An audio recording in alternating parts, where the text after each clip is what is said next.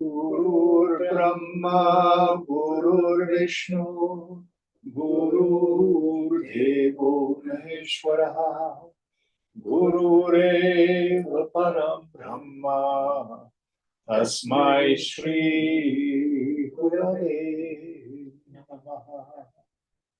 Chinmayam Vyapyat Sarvam Trilokyam Sacharacharam Tatpadam Darshitam Yena Tasmai Shri Gurave Namaha.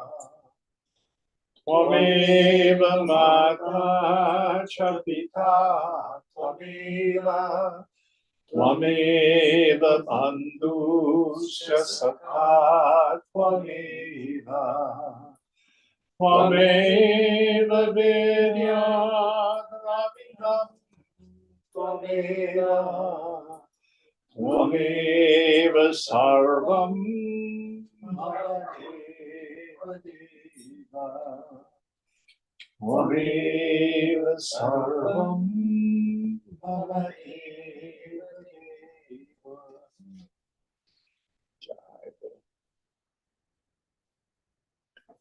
Om Sahana Bhavatu Sahana Bhunaktu Sahaviryam Karavavahai Tejasvinavadhitamastu ma viddhishavahai. Om Shanti Shanti Shanti.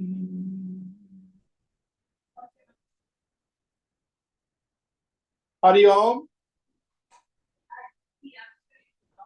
All right.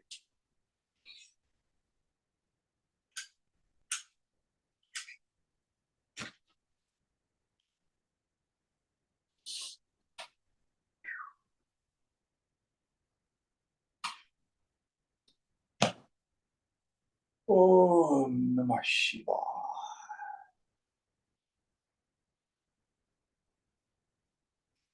So I've decided that when we finish this text, we will start it over. Always keeping us on our toes, huh? Well, the reason being, the intention of this Sunday night group is that I wanted for people who can drop in and out. And there aren't other texts that really have that quality, where you can come in anywhere and get value. Appreciated from my side. Pardon me? I said it's appreciated from my side for sure. Well, I've been studying Gita, I think it's now for 49 years. And I still get value from it. But I'm a slow learner. All right, what verse are we on? We're in the 18th chapter. Verse 44. Verse 44. Do you have enough light? Mm-hmm. Rishi Gauraksha Vaണിജ്യം Vaishyakarma Swabhavajam Paricharyatmakam Karma Shudrasyapi Swabhavajam. Agriculture, cattle rearing, and trade are the duties of the Vaishyas, born of their own nature, and service is the duty of the Shudras, born of their own nature. So, to move this into modern times, the duty of the Vaishyas is to be involved in the means of production and distribution of goods. That's their calling in life. When you are producing a product or you are involved with a product and you're involved in marketing it. So it doesn't have to be farming, agriculture, livestock. So for example, Deepa, you are a product manager, right? I'm a content manager. Content manager. Okay, I'm mistaken. Soundarya is product manager. Yes, Soundarya is a product manager. So in modern times, that's a product for means of production and distribution. So a Shudra here is meant to be a servant? No, that's not how I would frame it in modern day language. I would say a Shudra, someone with that particular temperament, is someone who's in the trades, someone who's involved in things like being an electrician, being a plumber, being a carpenter, who's working with their hands to make stuff like that. These ideas that some people are, inherently supposed to be servants, we know more than that now. And again, I always like to say every scripture, even though it comes from God, comes through the minds of human beings. And therefore, always has a cultural and a historical frame, context. So, we have to be very careful not to be caught up in what I call literalism.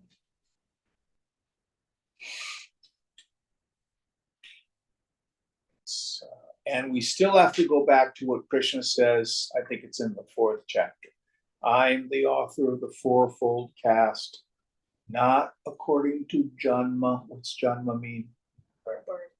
But according to Guna and Karma. The qualities of your mind and our actions. So a good example, I was talking with Fang. I think many of you remember Fang, who has become a serious devotee of Amaji. So Amaji was born in a fishing village in Kerala. Probably a very low birth from the standpoint of the caste system. What would you say? You probably know more about this than I do, Anand. Yeah, I don't know. She was not super well educated or anything like that, but she's known worldwide as a great saint. So according to Guna and Karma, she's a Brahmana. And again, someone may be born into a Brahmin family and have the sacred thread and may do rituals when they're children. But then if they grow up and they cast all that stuff aside and they're in the marketplace and it's all about making money and it's all about buying and selling, well, I don't care what family was like, you're a merchant. That's what you are. You're doing. All right, any thoughts on this idea? And the overarching principles can be of value even for those of us who are Westerners and not born into the caste system. Because the idea is, I love the way, senior man, one who did the Joseph Campbell did those wonderful lectures. And he was a great Vedanta. And he used to talk about follow your bliss. Follow what it is. This is the warrior's journey in the larger sense of it, not in the sense of being a soldier. But find out what it is that thrills you, that that excites you, that stimulates you. And go for your dreams. And whatever that is, that's a much better determinant for your Swadharma than something your family has. Any thoughts on this? All right, next verse.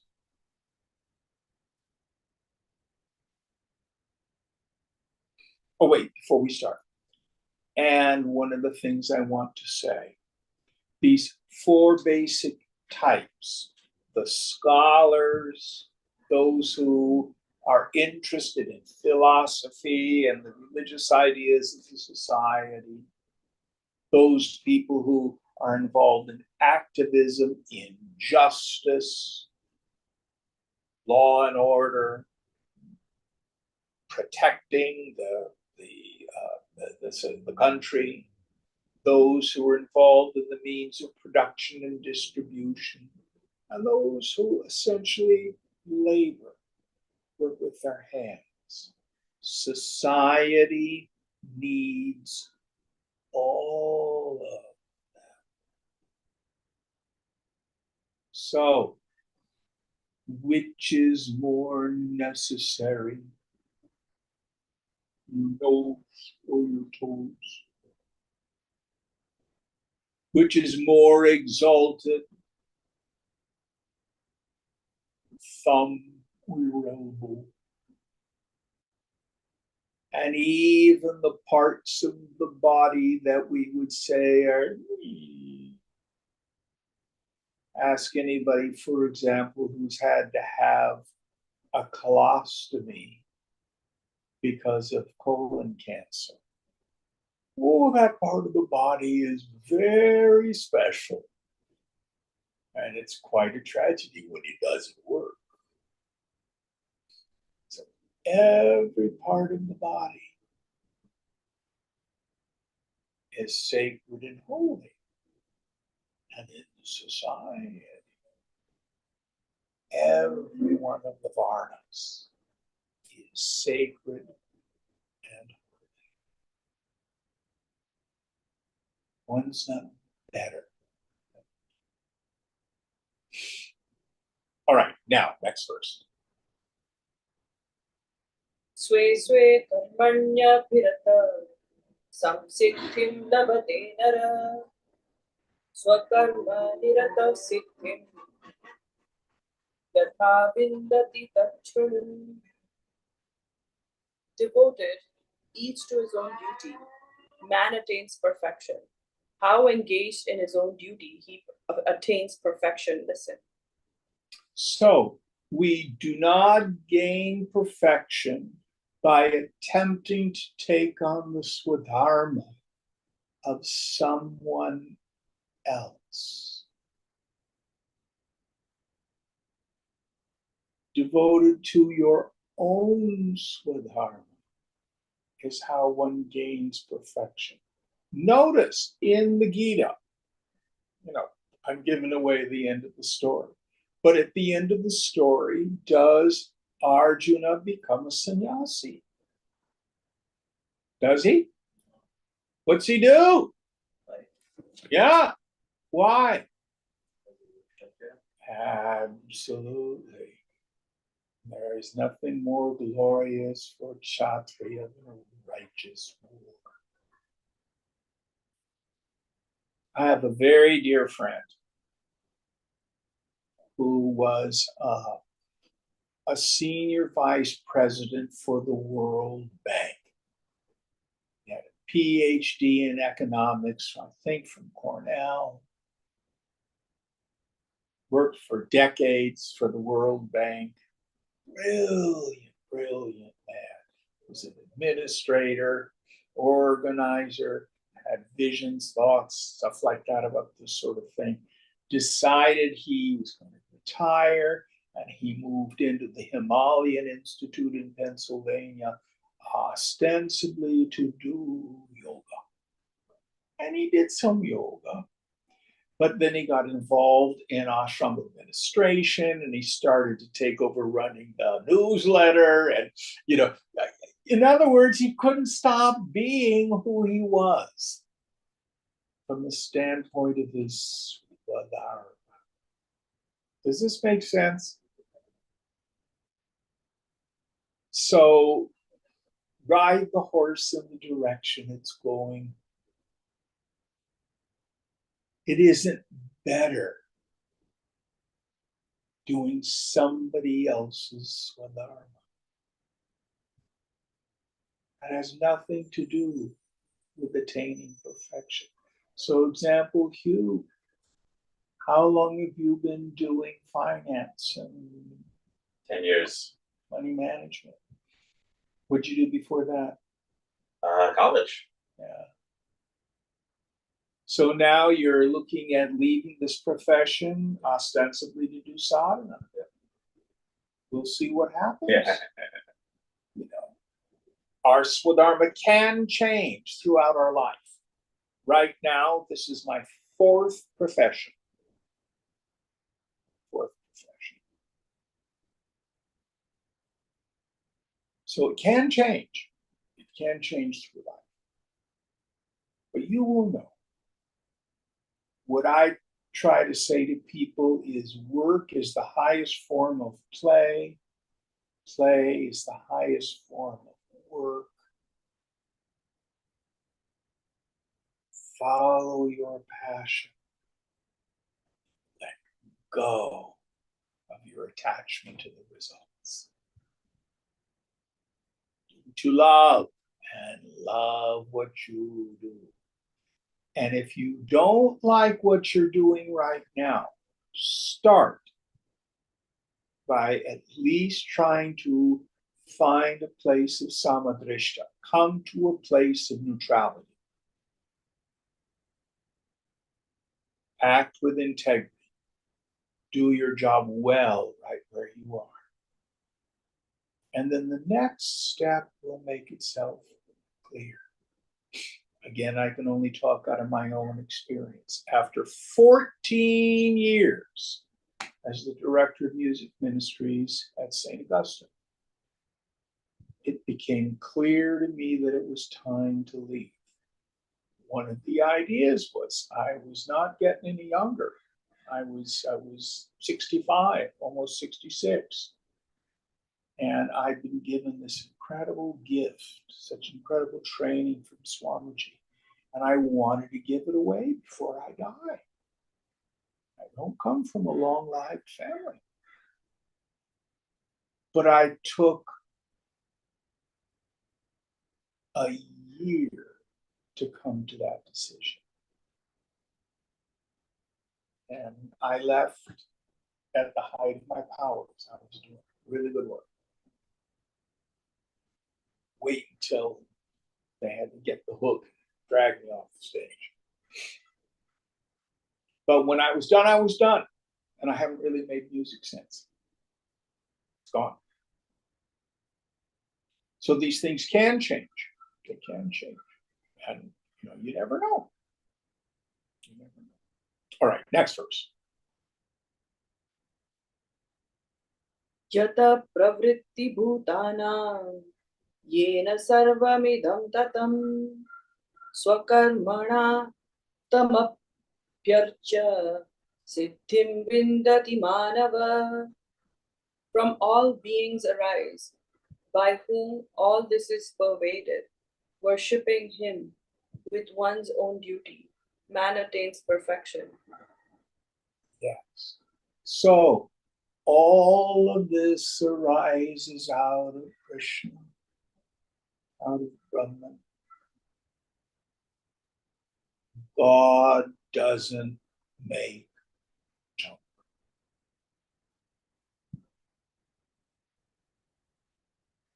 Don't strive to be a spiritual goody.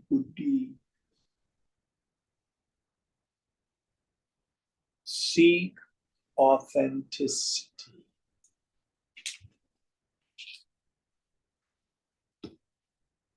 In Hamlet, in the mouth of Polonius, there's a statement which is meant to be kind of joke and pablum, but it's incredible stuff. And this above all, To thine own self be true. True means self at the level of personality.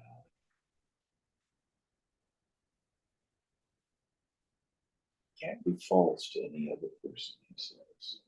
As the night follows the day, thou canst not then be false to any man. Be truthful, be authentic. And don't try to be some kind of a goody.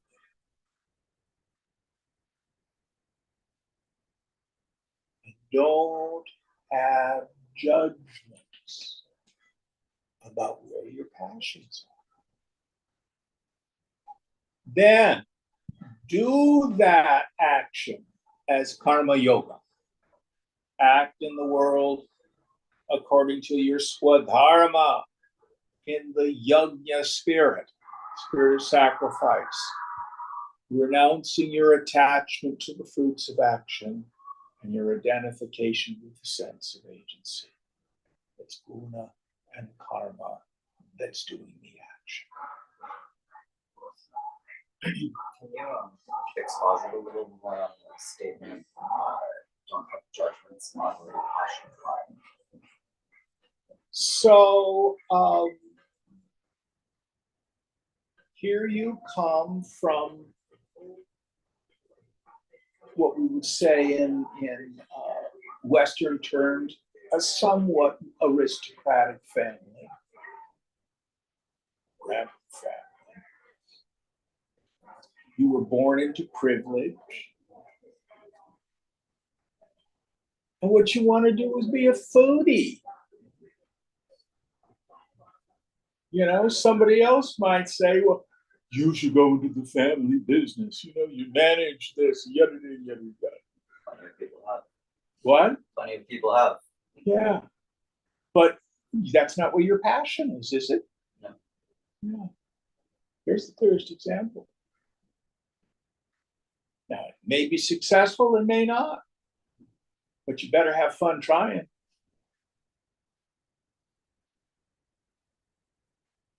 Did you enjoy being an entrepreneur, a money manager? I don't know what you did. Yeah, I loved it for a very long time. Yeah. And it may come back. Yeah. It may come back.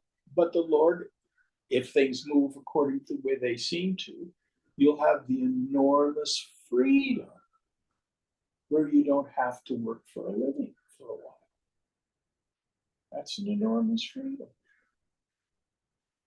But you're going to have to do something. The dharma of the body is karma.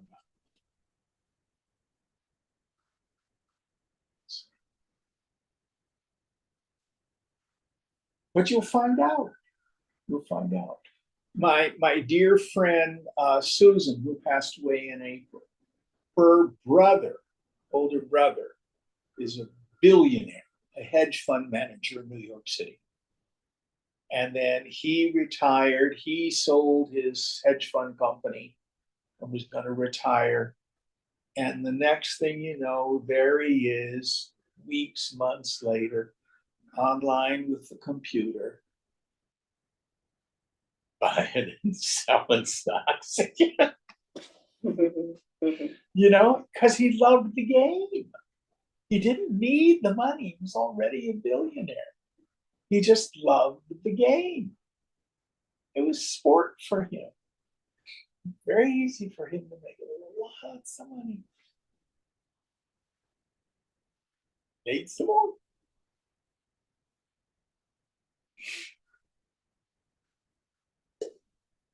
I can't tell you how many musician friends I have. Yes, they make music for a living. They're a union. They play in orchestras, stuff like that. But how many times they may get together with some friends on a weekend and jam, reading through scores, playing string quartets, for the love of it.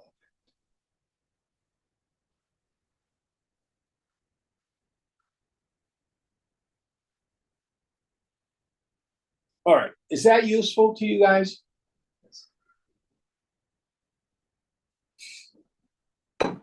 And again, the success or failure that belongs to Krishna. Who's to say? So all we get is the word. Okay. Next verse. Shreyan swadharmo vigunaha paradharmat swanushtitat swabhava niyatam karma kurvapna kurvannapnoti kilbisham. Better is one's own duty, though destitute of merits, than the duty of another well performed. He who does the duty ordained by his own nature incurs no sin. So, better your own duty, even if society doesn't think it's a prestigious venture. And even if you're not that good at it, some of us then have the apparent blessing that we get involved in a duty, in a profession, and we're good at it, but it's not what we like to do. I'm thinking of a student that I had for a while, and due to family pressures, society pressures, she went into accounting as a profession. That's a safe, secure kind of profession. And it was very clear she didn't particularly care for it. It was just boring. So what her job has been to find what her passion is. So even though she was good at it, it was adharmic for her. Aesthetically, I've known so many kids who work in IT and really, really hard. And then when they come home from work and they don't have to work, what are they doing? They're on the computer. They love the computer. They're drawn to it.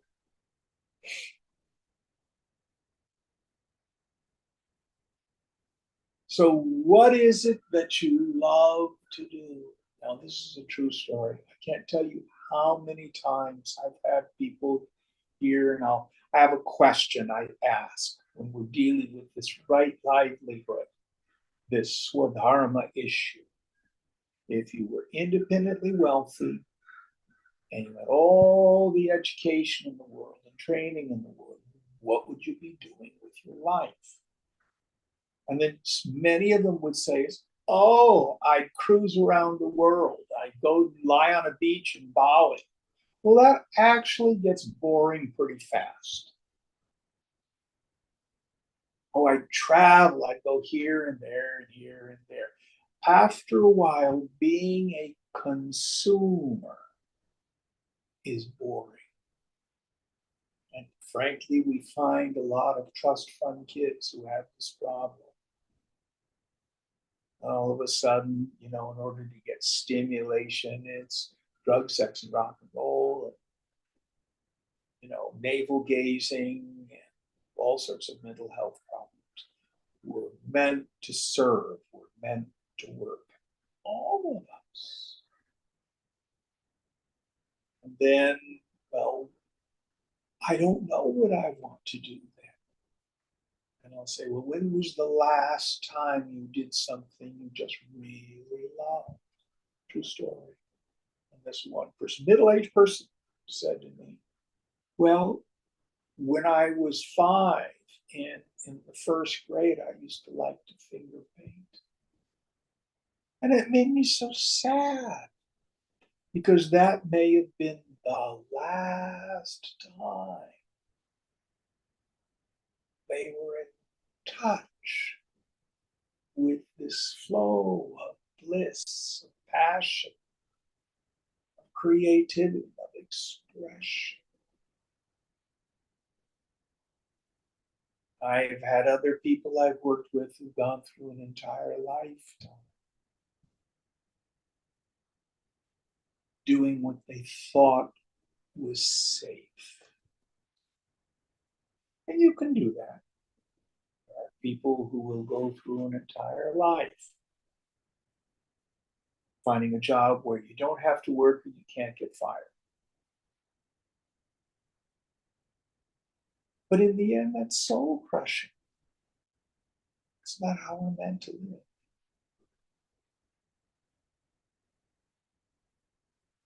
The proper use of our passions. This term raga, you know, we think of it in terms of attachment and stuff like that, but it also means passion. It means feeling. So, for example, Anand, what do you call the various melodic formula in Hindu music, in Indian music? Rag, And what does it mean? emotion, or color even. Yes. So it has a positive side to it. It has a positive side. I used to just watch Swamiji. Swamiji was having fun all the time. He was enjoying life. Attachment, it all flow by. But this idea of renunciation doesn't mean we're sourpusses and we stay home and watch soap operas. Doesn't mean that at all. But what this verse is talking about is the way to discern your swadharma is within. Now, many people will go to the astrologer, or they'll do what their parents did. Society impulses. You know, that can be part of the puzzle. But in the end, follow your bliss, as Joseph Campbell says. Follow your passion. Any thoughts on this? Now, some of my students, when we have taught this whole idea in chapters 3, 4, and 5, had the assumption that when I'm acting according to my swadharma, then I'll be happy that that's the solution to life.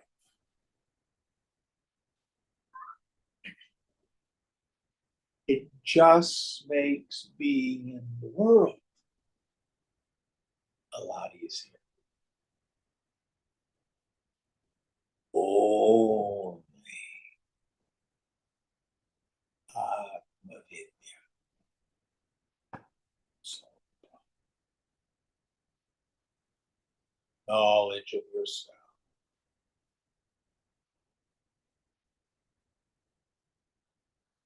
Every job in the world is limited. Much as I love being a professional musician, as much as I love being able to do these grand, big services at Easter and Christmas, a whole lot of hours I spent putting music into notebooks, a job only I could do. Now, I want this trumpet descant for this piece, so the first trumpeter gets this particular piece of music there. You know, nobody else would do that for me. I had to do it. It was tedious, hard, made my back hurt. Hours and hours and hours and hours. Not the most fun part. Every job has elements like that. All right, next verse. Sahajam karma kaunteya sadosamapi. Sahajam karma kaunteya sadoshamapi natyajet. Sarvarambha hi doshena dhrume nagniravritaha. One should not abandon, O Kaunteya, the duty to which one is born, though faulty, for are not all undertakings enveloped by evil as fire by smoke? So, what he means here is do your duty.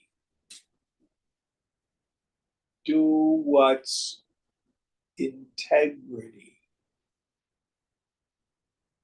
And here, when he says into what is born, we don't mean your caste. We mean the particular circumstances of your life. So, for example, I was talking with someone and they had doubts about whether or not they should be caring for their aging parents. They're an only child. They don't do it, parents don't get cared for. So the question is, what's your duty?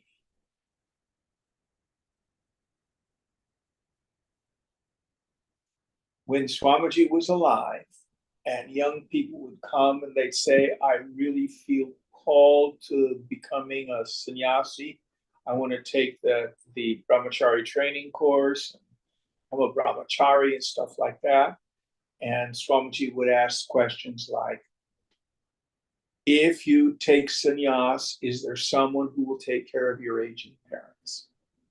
Only child or the only boy child or something like that? No, you can't do this. Do you have student debt? No, the Chinmaya mission is not going to pick up your student loans. You need to pay your debts. Can't come into the life of a sannyasi with a bunch of credit card debt, student loan debt, etc.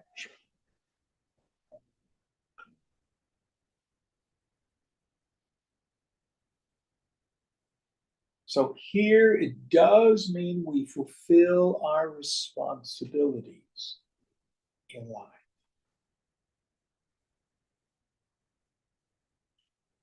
And then on the larger scale, if what you really love to do is hard and you're just starting out doing it, what's the slogan? Anything worth doing is worth doing badly. Meaning, if it's hard and you just started doing it, you probably won't do it very well in the beginning.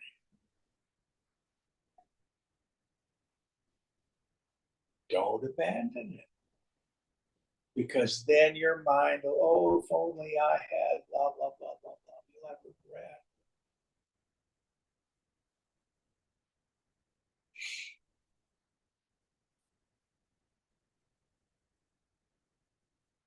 And in the spiritual life, this is what's so important. So many people think if I get a Sanskrit name, if I start wearing flowing clothes, if I go to India, that's gonna solve all my problems. And that's not everybody's Swadharma.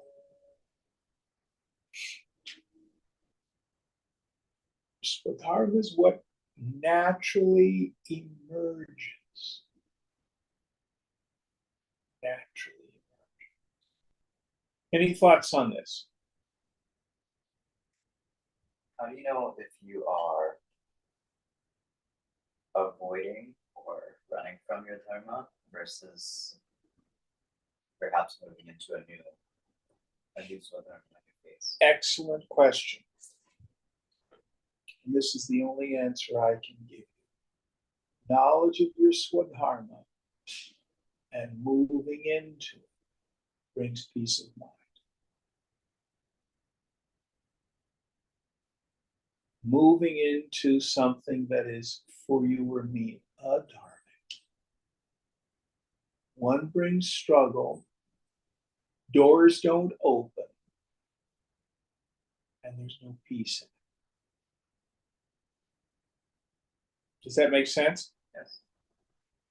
Excellent question.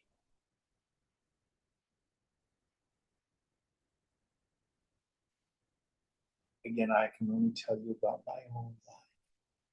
Every worldly venture that I've decided to go into, after a while, the doors shut and life keeps pushing me back to the Vedanta.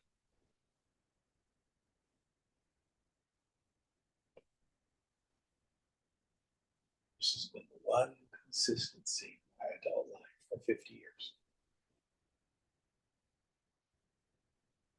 All right, I get the message, Lord.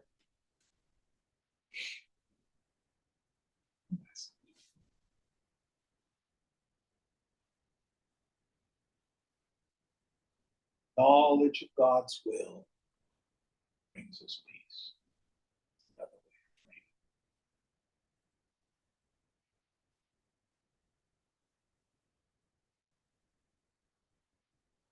Many of us will have a desire. I want to be a blah, blah, blah, blah, blah, blah, blah. And I think that's where my swadharma is. It's a passion. And I work toward it, and the doors shut. I get moved someplace else. Sometimes that's just the nature of life. You got to move through things like that. But after a while, you'll know this isn't working out. It's struggle. It's struggle. It's struggle. It's not flowing. It's not coming with ease. Doesn't mean we don't work hard. So, for example, Hugh, when you went into finance, did you have to work hard? Yep. But you enjoyed it, and the universe seemed to have supported you in this. Very much so. Yes. That's the thing. The universe supports us. And then at some point the door started shutting. Well, yeah. But while I was there, it was great. When I walked into St. Augustine's, in 2000, first of all, you guys don't have to believe this, but I had like an incarnation memory. I've been a church musician in the Catholic Church for lifetimes.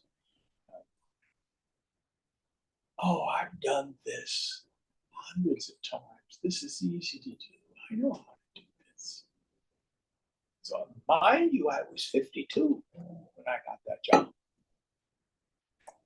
And it was fabulous. For a small little local parish, we did these big, grand things, People were just amazed. Because I was fearless. But money came to hire musicians. Great musicians came because they loved what we were doing. And it worked. It worked wonderfully. Until it was time to leave.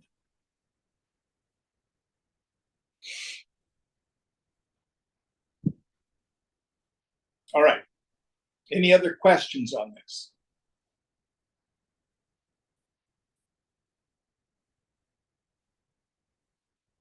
Next one.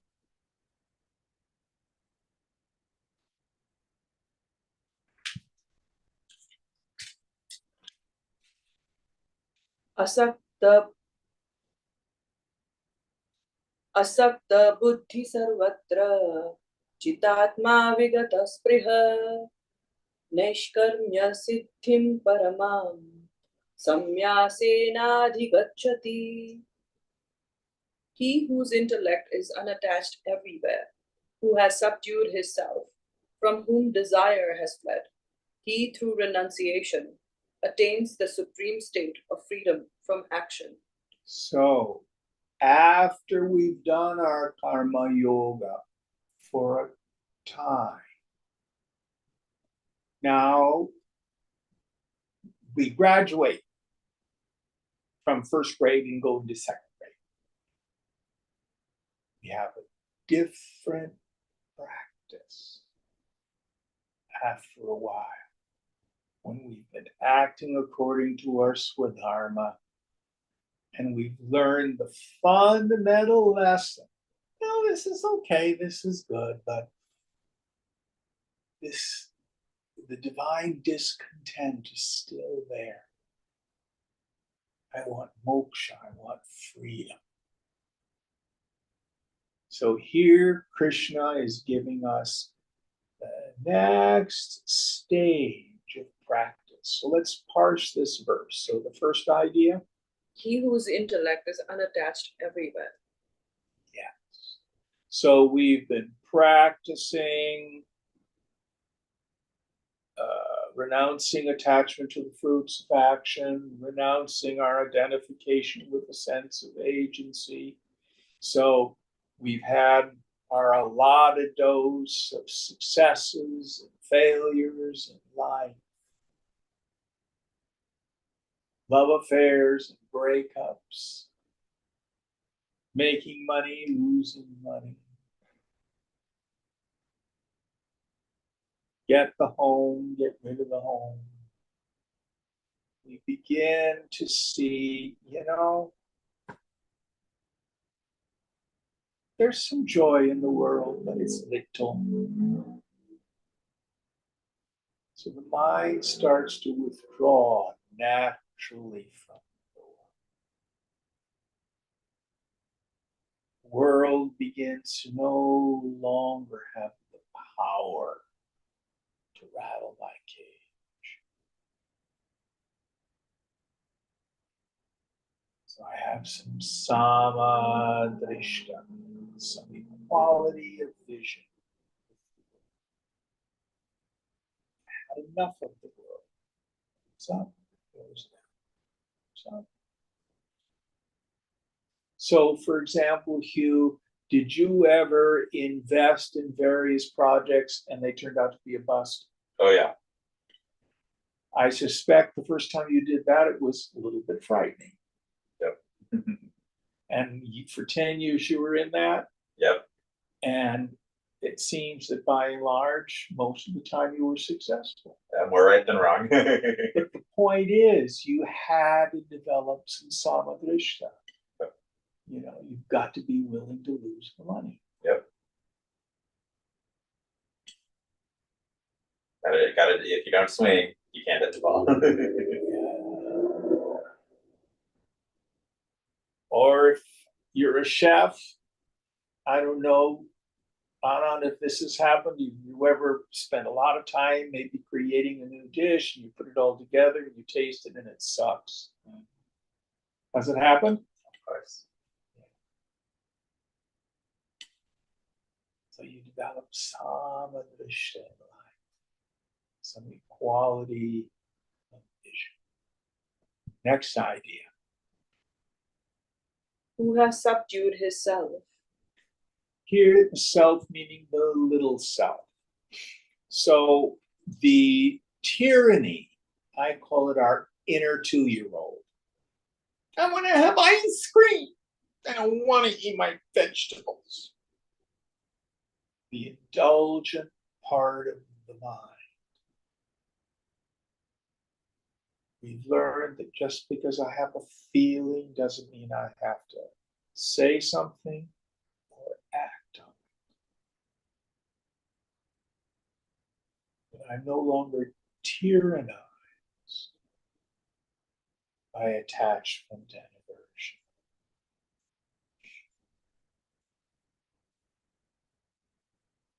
No longer Shankara in Vivekachudamani says the best uparati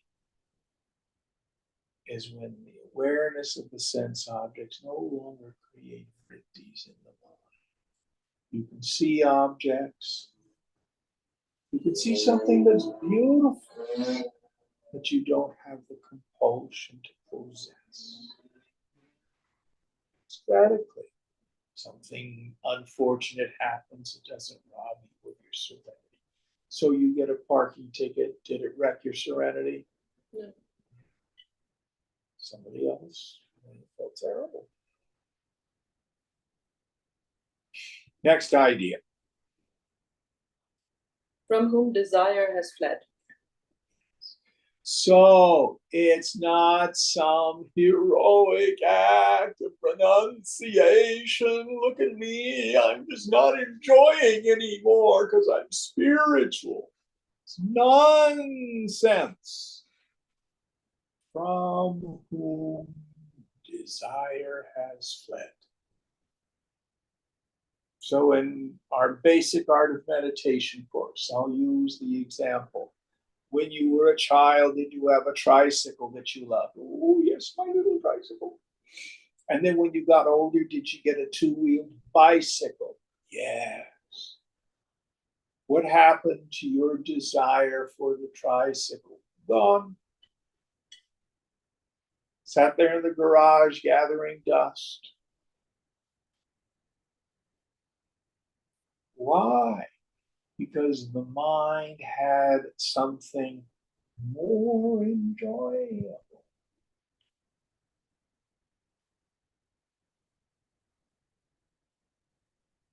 So, once we discover Brahmananda Rasa Swad, wonderful, wonderful phrase. Swad means taste. Rasa means juice. Ananda means bliss. So Brahmananda, the bliss of Brahman. Rasa, juice. Swad, someone who can taste the juice, the bliss of Brahman. Simplified Atmanamana, being able to revel in self. Thank God, God is the most beloved, or we'd all be screwed.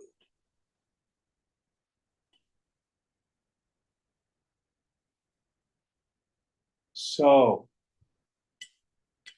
again, using Shankara's definition of shama, that peaceful state of mind when it rests in steady contemplation of the goal, after having again and again detached itself from the chaos of these sense objects through a steady observation of their defects. Let me give you a very simple worldly example. So, for example, in the 12-step traditions, one of the things we suggest that people do is think the drink through. There you are at a fancy garden party and champagne is going around. Oh, can't I just have one glass of champagne? Then what do? You look at a steady observation of the defects. For you, I'm an alcoholic. I never had one glass of champagne. One glass of champagne is going to turn into 10. Then I'm going to get smashed. And I'm probably going to go out and drink more, maybe do some cocaine, and then drink more. And then I'm going to black out. And then God only knows where I'm going to wake up and who I'm going to wake up with and what sort of chaos I'm going to be. No, I don't want to go down that road. think the drink through. Everybody understand that process? So with the world. Ooh, shiny object. I want that shiny object. No blame.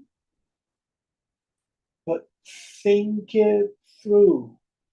Understanding what Vedanta says about the mechanics of the mind. What happens when I indiscriminately revel with the objects of the senses? I develop an attachment. The attachment turns into a vasana, which means at a later time my mind's going to be agitated.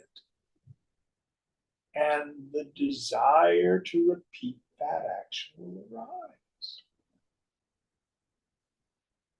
I'll be restless, irritable, and discontent. Nobody's punishing me. God didn't do it.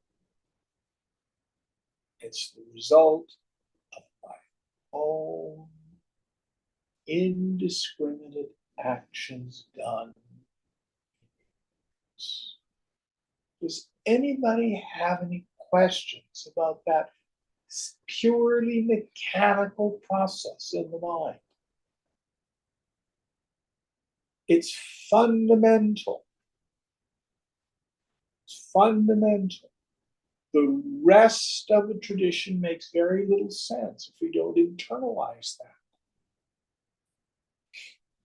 Because then we get the desire to be free from desire.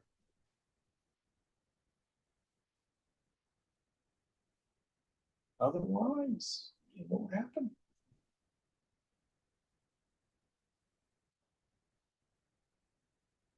And then the more we revel in the self, the more we study scripture, the more we hang out with fellow travelers, sadhu sangha, the more we meditate, pray, tune up the mind without effort. The desires of the world start to leave us.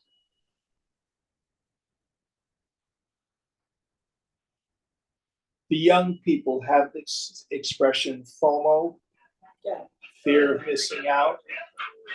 Oh, everybody's going out and they're going to this dance party and everybody's going to do ecstasy and blah, blah, blah, blah, blah, blah, blah, blah. And I don't know about you or me, but I go, knock yourself out. Not my idea of a good time. Anybody had an idea like that or a response like that? We've all got FOMO. But our desires leave us because they're costly.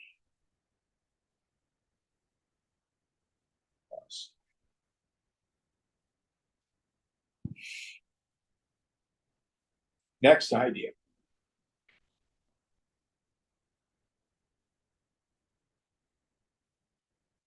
Through renunciation, attains the supreme state of freedom from action. Yes. So, doesn't mean we sit there like a bump on a log and not act. No. It means freedom from ego-prompted action. What is ego-prompted action? When my mind presents to me the reason I'm not happy is because I'm not getting what I want. I need a different person. I need to be in a different place. I need a different thing, an object. I need a different situation, a job or something like that. Somehow, my happiness has been externalized.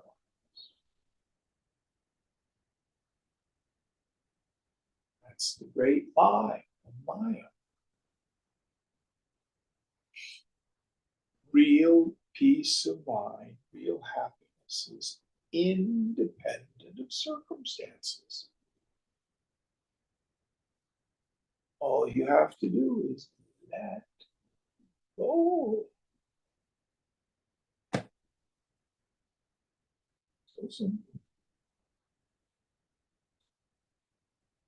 And performed through insight, not through some moral. Next idea. Yeah, that's the end of the verse. Okay, next one, Can I ask a question? please.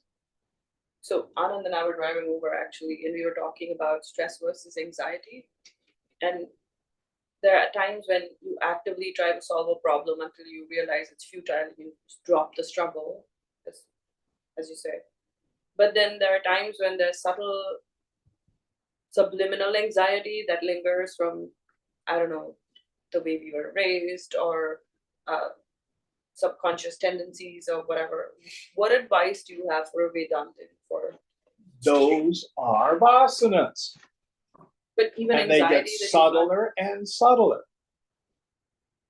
And it doesn't matter if it comes from the way in which you were raised. At some point, you've got to let it go. So, but when you don't know where it's coming from, what do you do then? You be present to the feeling. Just don't do something, stand there. Just don't do something, sit there. Don't try to fix the feeling. Just be present to it. Let it be there. And if you need to know what's the specific thing to which you're attached, it'll come up. It's not necessarily a value to go causation hunting. Oh, this is because of the way my mother treated everybody, you know. That's not that important. Werner Erhard used to say, understanding is the booby prize. What you need to do is just be present to the feeling, understand that it's false evidence appearing real. Anxiety is a form of fear. F-E-A-R, false evidence appearing real. Face everything and realize. That's what I want you to do. Just be present to the feeling. Oh, anxiety. Nameless anxiety. For all we know, it's something from 10 lifetimes ago.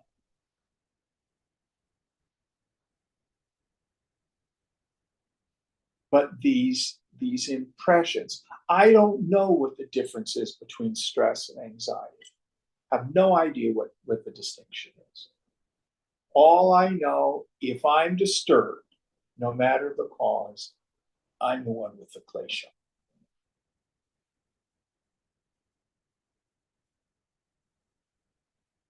And if I act in the world, what's appropriate, letting go of attachment to the results, I've got a better chance of being at peace. I don't know if this is useful.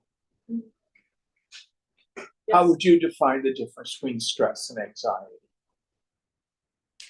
Well, I think anxiety is more a feeling and stress is a more mental thing, meaning you want to do something. I don't even know if the difference exists, but I was separating there's just a restlessness that lives in your body, and that I've come to call it anxiety. And then stress is something like, I need to get the laundry done today, otherwise I cannot go on this business trip tomorrow, or something like that. Right? But I would say the anxiety is probably an older barnacle of stress that was unresolved. I would argue stress is something that helps you get things done. Dilates your pupils, it's a physiological response. It makes you breathe faster as you think more. So anxiety arrests your ability to. And I would push back on that. I think the most powerful mind is the quietest mind, and the most efficient actor is the one who's most at peace. I agree with that, but just from a biological standpoint. Well, they say that stress produces cortisol, which is the stress hormone which makes you fat. I can't be that good for you. But you can act in the world without feelings of stress and anxiety. They are not necessary. I disagree with you.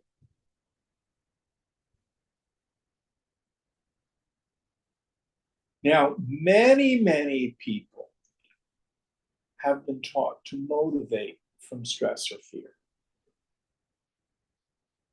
That's what the psychologists call the super ego. This is the waggy finger of parent, of school, of society.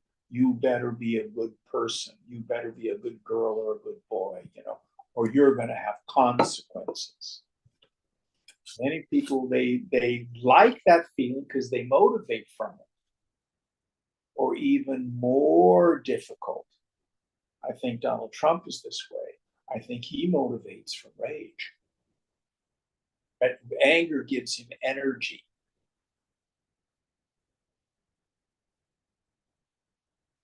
But I think these are doshas, ultimately, kleshas. We don't need those things in order to be efficient.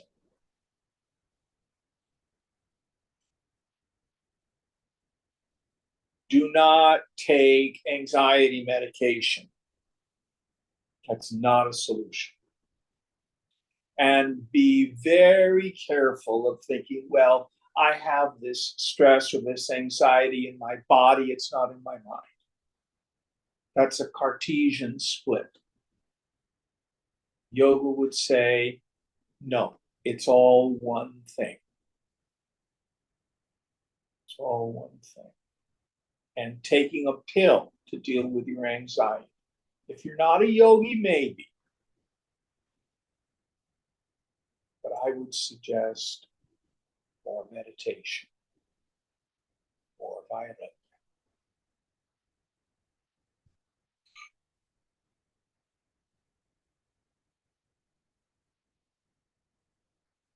All right, I think we'll quit here. It's too late to start another verse. Anything else on this idea of stress or anxiety?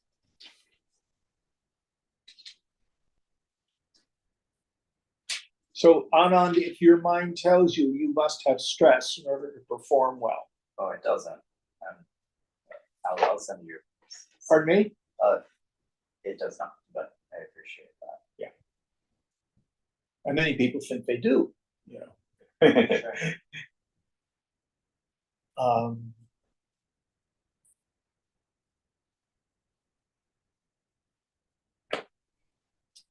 There are many people I know who put off everything to the last minute because they think they perform more efficiently when they're under the stress of a deadline. You can do that, but you don't have to do that. In the music world, many people talk about, oh, so and so, it was just luck. The prima donna got sick and they were the understudy and they stepped in and they got to do the role and now they're a world star. But you have to understand, it wasn't luck. It means that understudy, years of practice, was well prepared for the role, had all the blocking and everything down.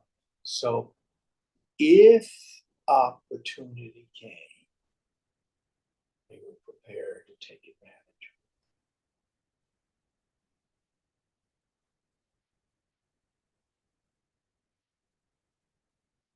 No substitute for her. All right, we'll end here.